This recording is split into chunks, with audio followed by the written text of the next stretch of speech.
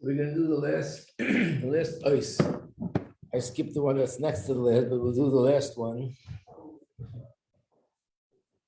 But before we do that, make something clear, and then we'll see it inside.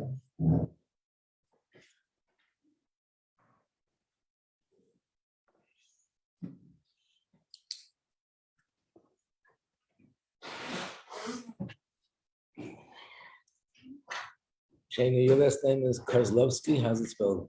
Shana Solowitz. What? Shana Solowitz. Soldowitz?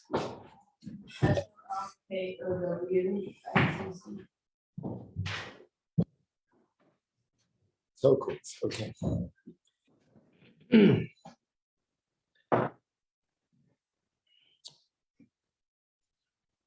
So, let me just say, so fast here.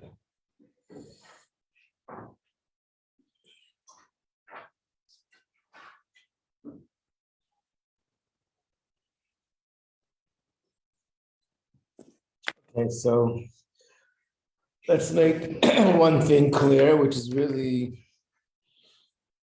in some ways, one of the main points of the whole mimer, and then we'll do the last ice inside. So the whole mimer is based on the mashal that there are those who are choosing the ministers, different kinds of ministers, and the pikach, which means the one who is smart, who's perceptive, who is in wisdom much smarter than everybody else, they know to choose the king. And what's the wisdom in choosing the king? Because all of them can be replaced, and the king, he's the one who is there permanently. So in the Maimer, he explained what's the reason, what the depth of that reason is. It's really much deeper than it appears on the surface. And really, it's all about understanding that Hashem is emes, and he's the source of all sources and the beginning of all beginnings and the essence of everything. And that's the real reason why we want him, not for any benefits.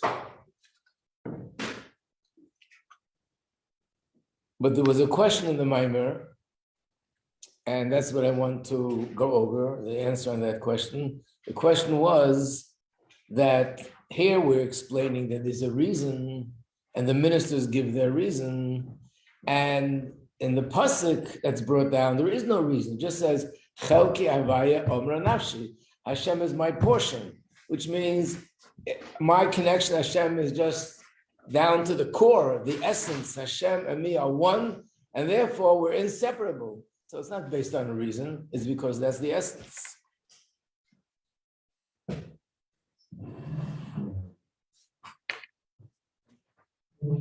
So what was the answer to that question?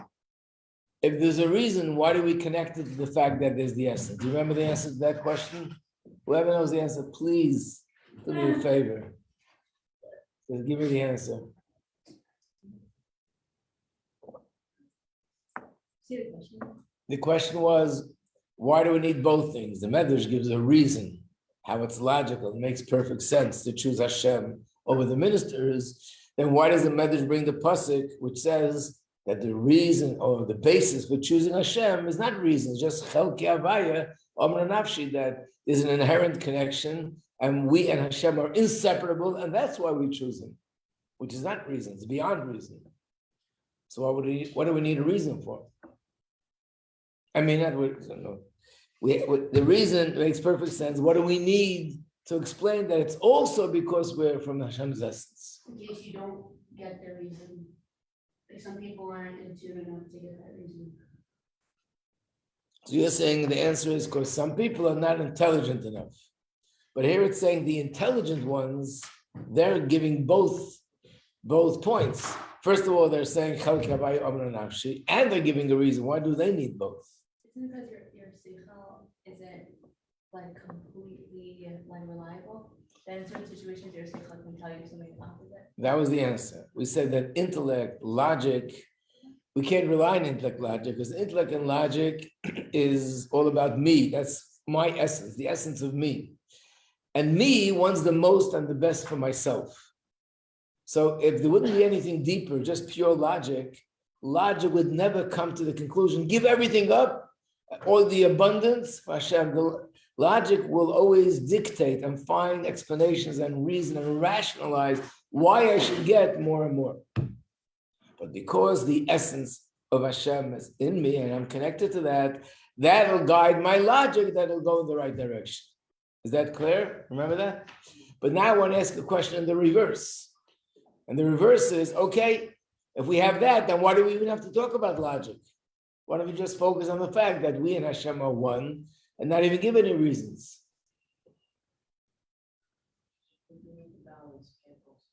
What? Why is it not?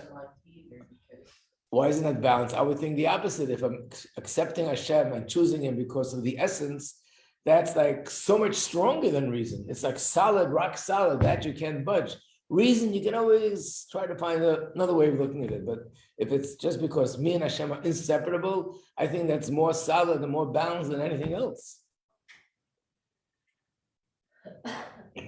So that's what we're going to touch upon in this chapter.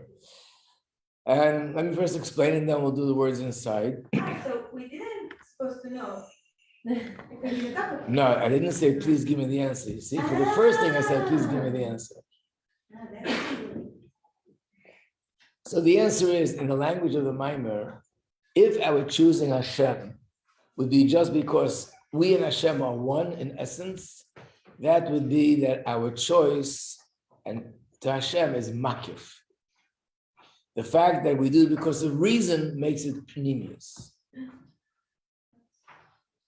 Now let me explain those words. The word pnimius and makif is used in every context accordingly. So when we talk about a person, what would be pnimius and what would be makif? So let me give you a few examples and we'll lead into this. First with things that everybody agrees and then we'll go a little bit step further. Let's look at it this way. If a person, let's say you are teaching children and there's a child there that's totally out of line, has all the problems a child could have and disturbs the class and has a lot of chutzpah, has no patience to sit and learn and doesn't concentrate, and you use hypnosis to make him into the best kid in the class. Is that a real change? No. How do I know it's not a real change? If you take away the hypnosis, we'll be back to where it was before. But that proves that even when there is hypnosis, it's not really a true change. There's something in him that's changing him. What if you don't use hypnosis, you use threats? That if you don't behave properly, then this and this thing will happen to you. You'll be punished severely. And he's so afraid of that punishment that he's the best kid in the class. Is that a true change? Why not? Same principle. And that proves that even when there is a threat, he doesn't really want to. He's gritting his teeth, but he has no choice because he's afraid. And what if it's not a punishment? What if it's a reward? Imagine a teacher says to a child, it doesn't happen too often, but every day that you behave properly, you'll get $1,000. Now he's excited to be good. Is that a real change? Also not. Why not? Same reason. Because it's something else that's making him this way. So at the end of the day, so what is a real change? How could they make a real change, or that's impossible? What's a real change? Then how does he change? How does that happen? How could I make the other you to decide to change? Well, you can't really make anything else change, but so there's one thing you can do, and that's the real change. So what you said is right. You have to make the change. And how do I make the change? If my seichel, my logic dictates to me that I should live a certain way and act a certain way, and I understand it, and I feel that way, and I appreciate it, that's me. All the other things is not really me. What the other person can do, the teacher can do, is provide the student with the logic and the reason and the understanding that would help them speak to themselves and make the true change. So if a teacher speaks to a student and explains to them that behaving this way is destructive and behaving this way is very rewarding, and explains it all to him, that he understands it.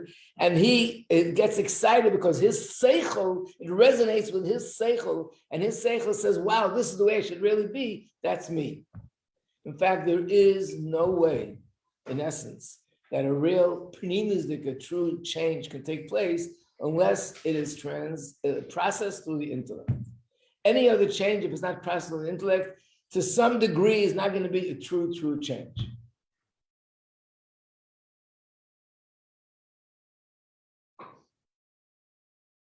So for example, this is already on a higher level. A person was zeichet to have a miracle happen in his life. They were in a restaurant, and unfortunately a bomb went off, and him and a whole group of people were there, and they ran out a minute before the building was destroyed, and all the people survived. That person is shook up. If he would have been there another second, and let's say a day before he got a bracha from a tzaddik, or he did a mitzvah, and he attributes to that, and he sees openly this is Hashem's miracle. And as a result of that, I'm going to start keeping Shabbos. As a result of that, I'm going to let go of this relationship with someone who's not Jewish, or I'm going to go do another mitzvah. Is that pneumius or is that makif? What would you say? And really, it's makif. Because it wasn't that I understood, I thought about Hashem and I answered all my questions. It just, something very powerful happened, and that shook me up. I saw Hashem, so to speak, and I'm changing. What happens if this awakening causes me to say, I'm going to go to yeshiva and learn, and after a year I'm learning and asking questions and understanding, now it becomes pneumius, because I'm learning and it really became part of me. So that other experience could possibly be temporary. But once you learn and your seichel understands and changes, that's pneumius, that's me. There's another mimer where the Rebbe brings out an interesting example similar to this. Very famous mimer. In fact, it's the most famous mimer of the Rebbe in a sense, because it's the last mimer the Rebbe gave us, known as Atat Tetzaveh. It's also in our curriculum, not this year, but once in 2 years we learn that mimer. So in that mimer, the Rebbe says something very interesting. And he says like this: there are Yidden that lived in Russia. And when they were in Russia, they had Mesiras Nefesh for Yiddishkeit. Mamash Mesiras Nefesh. If they went to daven in a shul, they knew that they could end up in jail. If they went to a Farbrengen, they knew that they can, God forbid, be sent off to Siberia, as it happened to many people. They didn't know who you can trust, who you could not trust, who's sitting in shul that's an agent and who's not, and so on. So I remember when I was in 770, there was still people were trickling in from the old Russia. And it was Yutas Kislev, and there was some Bochram that came out of Russia like a year earlier. And someone brought up the subject, where's their Farbrengen tonight? And this Bochram says, it's really interesting. When we were in Russia, we were dying to find out where's the Farbrengen. They wouldn't tell us. The older Chassidim would hide it from everybody. They would sneak into some basement somewhere, sing very quietly, and they hid the information from us, and we would do everything we can to find out, follow them, and go to the Farbrengen. Like, how could you not go to the Farbrengen? And so over here, I don't feel that drive, that urge, that fire, that passion. Go for bringing. So the Rebbe in the Maimah explains it. And the Rebbe explains that when they were in Russia, because there was such concealment, such a challenge, the depth of the neshama comes out and people are ready like for Mesiras Nefesh. But when you come to America and everything is more relaxed, and that deeper part of me is not brought out. It's a little bit like Begashmis. Adrenaline. When does adrenaline come out? You know what adrenaline is. When there's a danger, God forbid there's a danger, people run, they jump, they bend bars, they lift weights, they do things they would never be able to do in normal circumstances. But this adrenaline only comes out when there's an emergency, when my life is being threatened. When everything is over, I told this story many times, but years ago, there was a person that was in the country during the summertime. He was fixing his car, and the car was raised on a jack, and his daughter, little girl, 7 years old, was playing, and her leg was under the car, and she's playing. And then in the middle, something happened. This thing snapped, and the car fell on her leg. He picked up the car, pulled her out, rushed to the hospital. She broke her leg. She needed a cast. Well, a few days later, he was scratching his head and said, did I really lift the car with one hand and pull her out with the other hand? I didn't know I was so strong. And he walked over to the car with both hands, was huffing and puffing. He could not lift it. That's called adrenaline. When there's an emergency, there's a rush of energy that comes out that's not there in normal circumstances. Baruchnius, when we are challenged, like the Alter Rebbe says in Tanya, people who were not from their whole life, but when they're told either give up your Yiddishkeit or give up your life, they're ready to give up their life because the essence of the neshama comes out when we're challenged. Once the challenge is over, it relaxes, goes back to where it came from, and it's not there. So therefore, this is an example of makif. It comes out, it's very powerful, it's ready to make the person risk his life or give up his life, but it didn't change me who I am. It didn't change me. Me means my personality, my way of thinking, my way of feeling. In fact, there's an interesting question brought up. What if a person was taka, one of those people who was caught by the authorities or just the wild people who ran, made pogroms, and they said to him, either give up your life or we're going to kill you. And he said, Shema Yisrael, and he's ready to give up his life. I mean, either give up your Yiddishkeit or they're going to kill him. He said, Shema Yisrael, and they're about to kill him. And at the last moment, there's a miracle. This person is not from his whole life, but here he's ready to give up his life. After everything comes down, do you think he'll go back to eat his sandwich that he used to eat before with the Coke? It's very possible. But how's it possible? He's just ready to give up his life. That was something else. That's makif. Once the emergency is over and all that goes back and relaxes, his true personality comes back again. And then he's not up to changing all the little details in his life with kashrus and taras mishpacha and Shabbos and so on and so forth.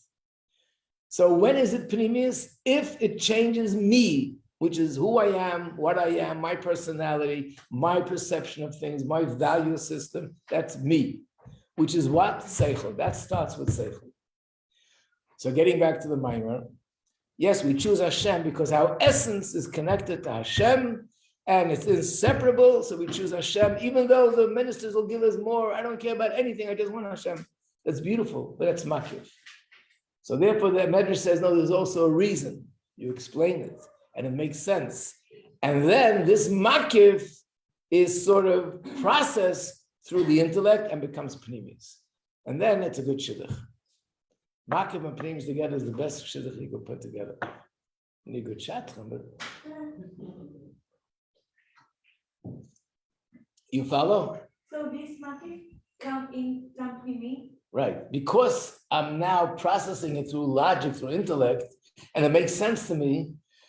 Yes, it makes sense because I have this makif, because I have the connection, but at the end of the day, now it makes sense. Once it makes sense to me and my seichel, that becomes pnimis. That means that's me. It's not something else, a powerful force that's driving me, that's pushing me. But now it's me and myself and I that's pushing myself. Not pushing. I feel, I appreciate, I value Torah mitzvahs more than anything else. But it's me.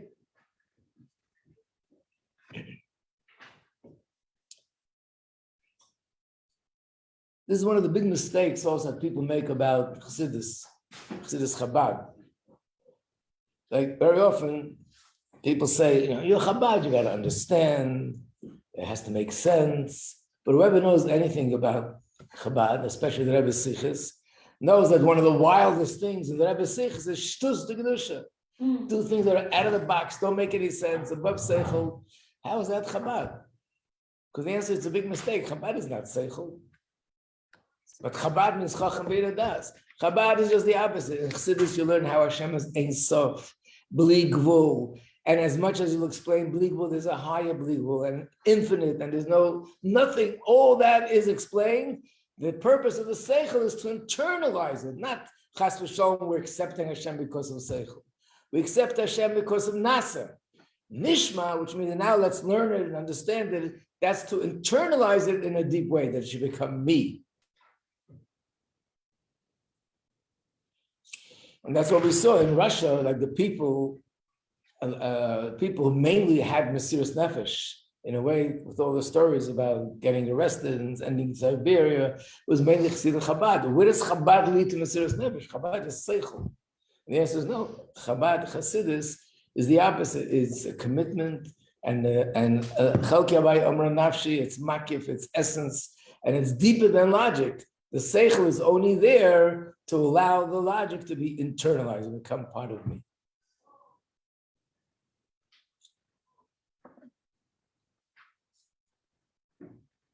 So we accepted this Kabbalah all, but and so, but with our Sechel, it just help us understand as much as we can. Once we got in Kabbalah's then now I wanted to resonate with my Seichel. And then it comes to me. And then it's Pnimis, then it's me.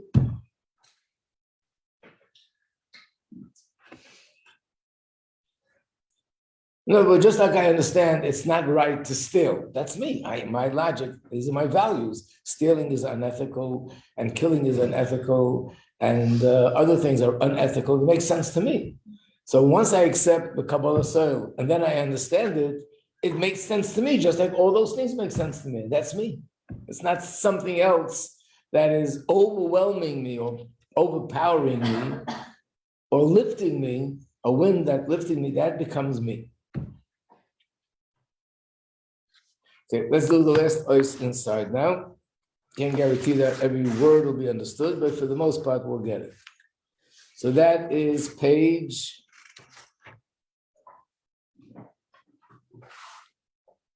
273. The last ice, Yud Gimel.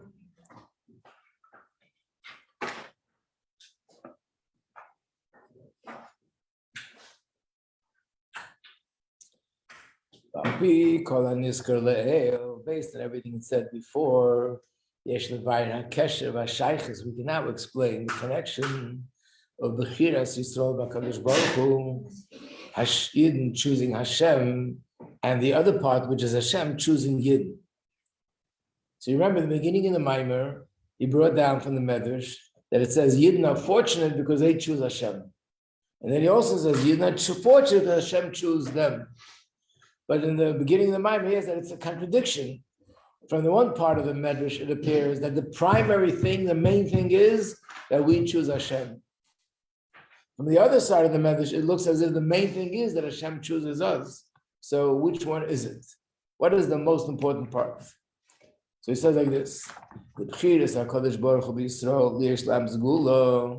fact that Hashem chooses Yidden, that they should be His treasured nation, which means Hashem's inner desire is Yidden, not like other things in creation, that Hashem created them as a means to an end, that they are there to enhance the possibility of learning Torah, doing mitzvahs, but Yidden, they're the end in itself. They're not a means to an end. That's the Ratzon Pnimi. So Hashem's inner desire is for Yidden. Who Hasherish, this is the source, the root. By the Sinas Kayach, this empowers us that we should choose HaKadosh Baruch Hu. Remember, he explained the reason why we choose HaKadosh Baruch Hu is because we have the capacity not to be misled and to choose the primary over the secondary. Why? Because we ourselves were created in such a way from Hashem as primary, not as secondary, as the end itself, not as a means to an end. So therefore, we recognize that. Kanal Baruch, as we explained before at length, the fact that you didn't choose Hashem, even though there's so much more abundance and so much more benefit, choosing the other way is because Sharsham b'Pnimis haratzon. Because the root is in the inner desire of Hashem. So therefore, we have it within us to choose the inner aspect of everything in life, which is the primary, not the secondary, and recognize what's primary, what's secondary, what's the end, and what's the means to an end. I'm going to skip the parentheses so we can get the flow of it. Based on this, we can explain Shakarbon and Shalosha. This was the sacrifice that Asher brought. They were Hashem Bechira, Shabbat HaKadosh Baruch Hu B'Yisrael. This is connected to Bechira, that Yidden are fortunate because they chose Hashem, because Hashem chose us. Av sheini shurun sheYisrael el shabach hakadosh baruch hu. On the other hand, it says that Yidden are fortunate because they chose HaKadosh Baruch Hu. So what's the answer? This is the answer. Ikir ha'ilu di Yisrael, the main quality of Yidden that we say because of that Yidden are considered fortunate. Not the quality they have because Hashem gave it to them, but the quality that they have through their own avodah, which means, what's more important, that Hashem chose us or we chose him? The answer is that we chose him, because the whole purpose of creation is about avodah. Remember, Hashem created the world because he wanted a dwelling place in this world. So we always have to add one line, not just he wanted a dwelling place.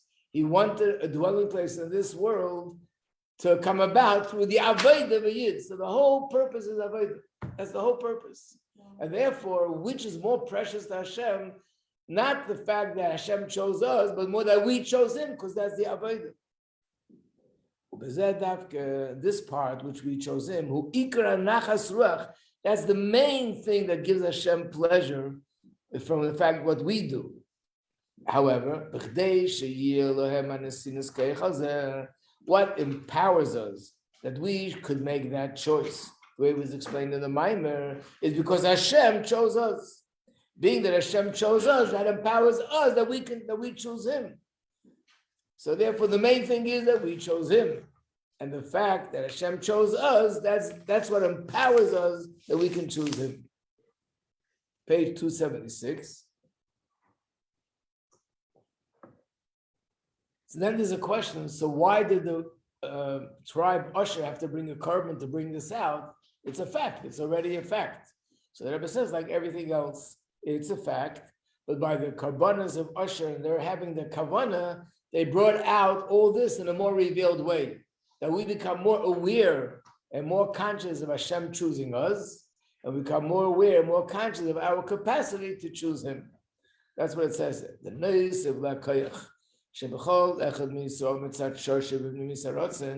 addition to the fact that because the Yidden are rooted in Hashem's inner desire, therefore we have the power to choose the inner purpose of creation, to choose the primary over the secondary. But adar karbanos dasher nimshach ke'ezeh begilu yeser. That reveals it more, that we become more aware and more conscious of Hashem's choice. Yesh leimar. You can say that they shomer admon azoken. After the Alter Rebbe said, "Ich will manage dich allein. All I want is you." Befrat lachash in the sparsam agdei tzemach tzedek. After the tzemach tzedek publicized it, nitin hakoyach. This means that this gave the koyach the chol echad ve'echad miYisrael for every yid, befrat, and especially for those that follow their footsteps and go in the path of the Alter Rebbe, that even though they have ribur so many different things that we want, also the desires that come from the Nefesh HaBahamis, nevertheless, we have the power to reach something similar to the Alter Rebbe, which is Shekol HaRatzon Shaloi Yeh B'lo Lev Lev, that all the things that I want, all the other things, it's not it's not what I want in my heart of hearts. That's not my essence. But Ikar Tzonai, his main desire is lahashlim kavanas ha'atzmus, to fulfill the purpose of the Eibishter, the essence of Hashem, which is lastly yisbarach dir b'tachteinu. And this is a me'aim. It reflects, it resembles a little bit, calls it a microcosm. It's something like what the Alter Rebbe had, but of course, we're nowhere near that kind of level. But this is the way we sort of emulate the Alter Rebbe in some way. That even though I'm human and I have all sorts of desires, I'm not like the Alter Rebbe who had no other desires, but all the other desires are not sort of with it's not doesn't have the depth to it. And this desire is the deepest desire, and it's my most important desire to be connected to Hashem, to fulfill Hashem's will. The Gam would say to the Gashmis, even things that I have for Gashmis, which means things that I do, eating and sleeping and drinking and clothing and everything that a person needs to do just as a human being. It's also that they last as a Gashmis klila lakus. What I'm thinking is, how can I make the Gashmis a vessel for godliness? By days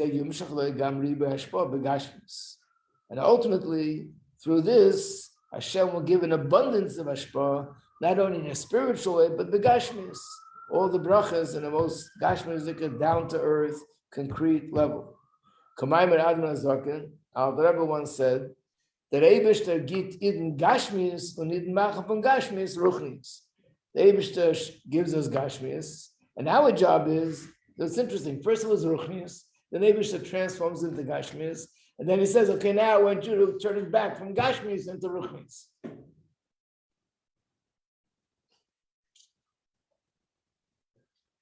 Sometimes it says, the Eibishter took something which is ayin and made it into yesh. Then he tells us, take the yesh and make it into ayin. Move on the last page now, and for this is understood. So the Eibishter gives us a lot of gashmis, then we're going to make out of it a lot of ruchnis. Ribu bekamas, ribu be'echus. When the Rebbe would speak, whether it's a sikha or a maimer, there were times where it's very clear the Rebbe is saying words of Torah, but there were times where it appeared that the Rebbe wasn't only saying words of Torah, but also like speaking to the heavenly court, speaking to Hashem in defense of Yidden and for the merit of Yidden. We know there was a certain tzaddik, very famous Rebbe, his name was Rabbi Majeski, and he would get up very often and openly in front of the whole crowd, talk to Hashem. He would say, Hashem, the Yidden are like this, the Yidden are like that, and tell stories. And it's openly, because in fact he was known by that name. He was called the defender of Klal Yisrael. He was the one, like there's an angel that's up there that defends Klal Yisrael, like in a courtroom. He was the defender of Klal Yisrael. And it's brought down that even mentioning his name, just saying Rabbi Yitzchak Barditchever is a schus. Then he goes a step further, just mentioning the name of the city is a schus. Saying Barditchever, it's already a schus. Because all he did was defend you.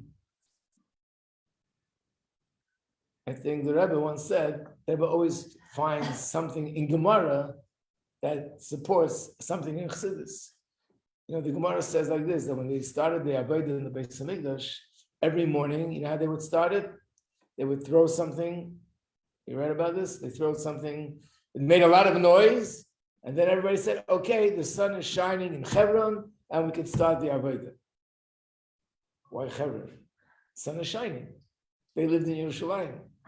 So the answer is, for a schus, just mentioning the city Hebron, where the Avis and the Amoris are buried, was already a schus. Just saying the word Hebron. So same thing, just saying the word Barditchev was already a schus. So sometimes if you look at the signal, you look at the way the Rebbe is speaking, it's more than just explaining a pasuk or a Maimon Chazal. It's if he's speaking in defense of Klal Yisrael to the heavenly court. So here we're saying, if Yidden are supposed to make from Gashmis, Ruchnis, Hashem, give them a lot of Gashmis, then you'll have a lot of Ruchnis. It'll pay off for you. That's what happened now. What? That's what's happened now. It's true. We're living in a generation like we've never been before, never ever in the history of such abundance, Baruch Hashem. And the truth is, it's also a generation that we've never seen so much tzedakah, people giving hundreds of thousands, millions and millions of dollars in tzedakah. There's someone in California, someone told me he gives every year $30 million for tzedakah. $30 million. That could support us for 60 years. If you get him, I'll give you a percent, okay. So you didn't connect HaKadosh Baruch Hu. Yisrael reise v'kudsha b'richu kul echad. V'chol zeh nasa metech simcha v'tuv levo. Me'achon zman chereseinu, as a preparation for Pesach, because this was being said, Yud Aleph Nisan. There may be gam zman chereseinu b'peil. And by celebrating zman chereseinu, which is Pesach, it'll bring the zman chereseinu in actuality that we're waiting for, which is Gula Mitzvah Vashlema, Aidei Mashiach Tzidkenu, the Korav Mamish.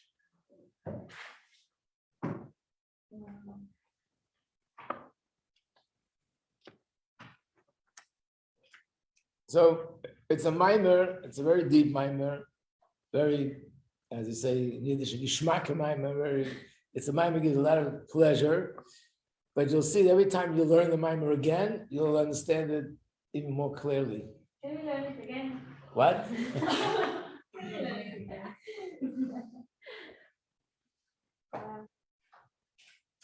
The Rebbe Marash once told a certain chassid that he should learn a mimer 60 times. He said wherever he went and whatever he did, the mimer was in front of his face. And the words of the mimer, the content of the mimer was just like guiding him all the way through 60 times. But it wasn't just by saying it 60 times, you won't forget it. But the more you learn the mimer, the more clear the concepts become. When you learn the first time, you don't understand what could be more clear. The second time, you see how you really didn't get it the first time. The third time, the fourth time, the fifth time. The truth is, in yeshivas, there is a question. What is it better to do? To learn less, but in depth? Or to learn more and a little bit superficial, of course. You want to cover a lot of ground.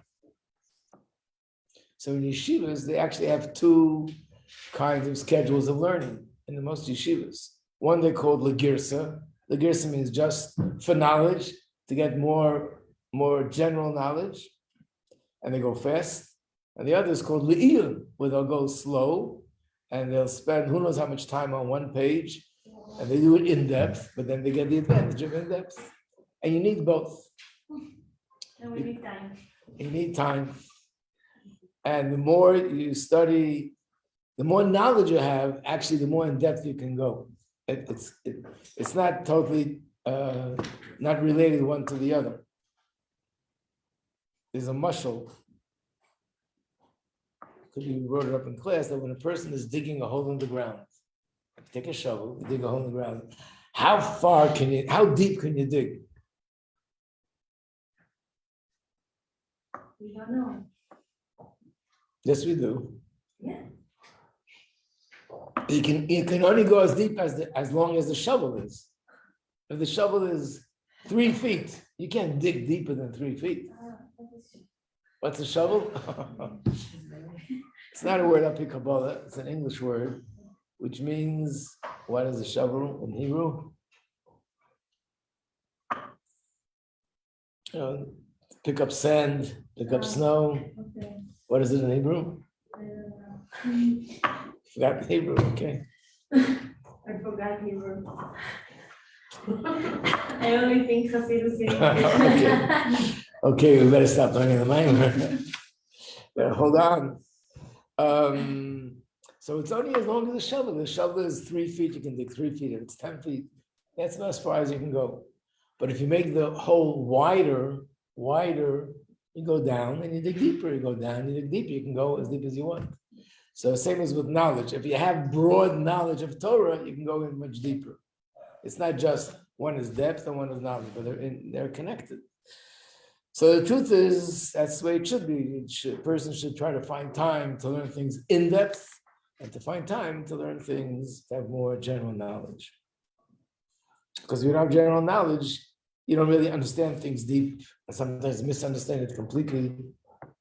In the yeshiva world, they say, this is one of the yeshiva joke, that this person said that he learned the entire Gemara Shabbos, the whole tractate of Shabbos. It's 150, 60 pages. There's only 2 words that he didn't get.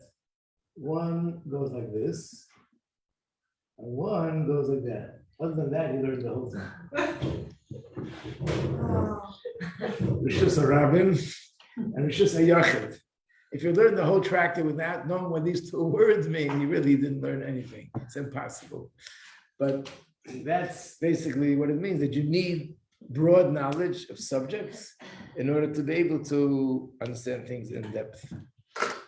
So the right way to know is more knowledge, and then you can Go learn in, it. right? So you try to make time for yourself, learn things in deep and more in depth, but at the same time, whenever you have a chance, to just broaden your knowledge of Chassidus, get to know more subjects, more ideas.